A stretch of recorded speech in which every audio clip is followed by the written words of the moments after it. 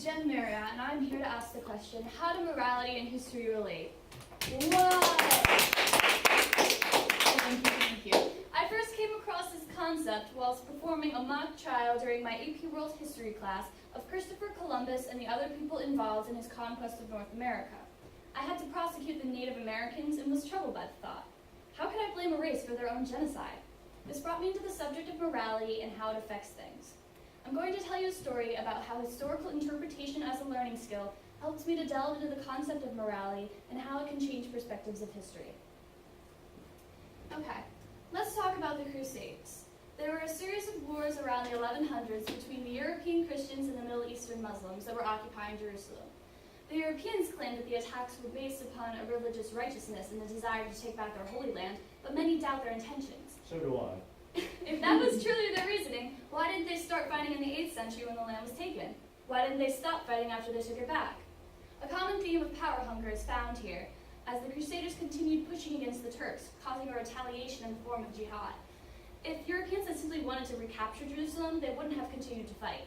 That begs the question, why did they continue to claim that these were religious wars? And besides, each person probably spent about 5 to 6 times their annual incomes to outfit themselves and their horses. Materialism is frowned upon in Christianity, so what were they doing? Another case worth looking at is slavery as a concept. While most people can agree that slavery is wrong and unjust, there are those that think that its economic benefits are more important than the slaves' lives. Aristotle himself said that some people are born to be subjugated and others to rule. He seemed to think that slaves were equal to tools and could be treated as property. Plato agreed with him on much of this, so we have to wonder, was this just a product of the time and region, or was it something else? Who decides what is morally right? Is it those in charge, whether secularly or religiously? Is it family-based? Are humans even the judges of morality? I don't know. Can they be? We'll find out. Okay, so morals have changed dramatically since the years of Hammurabi, the king of Mesopotamia in 3000 BCE. His law code stated the eye for an eye form of punishment, in which the perpetrator of a crime would be punished in the way that they affected the victim.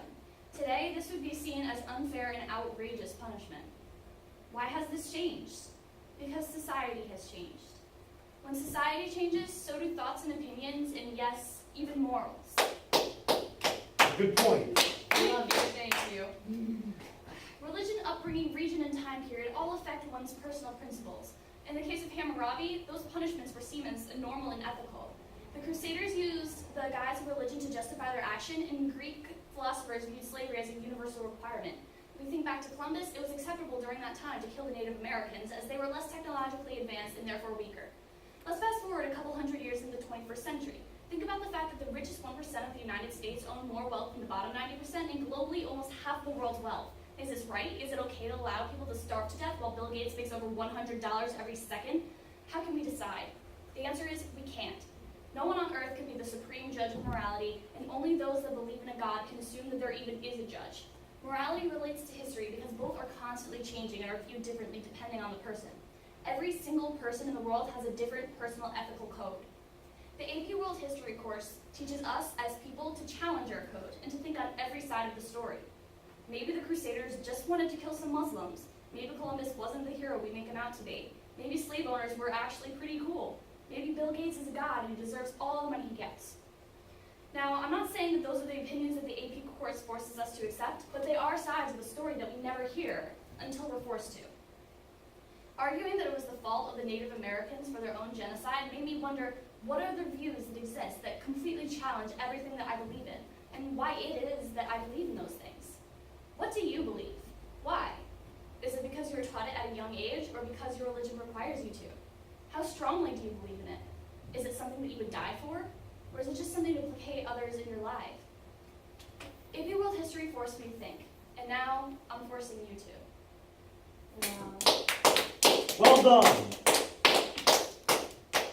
I don't know what to think.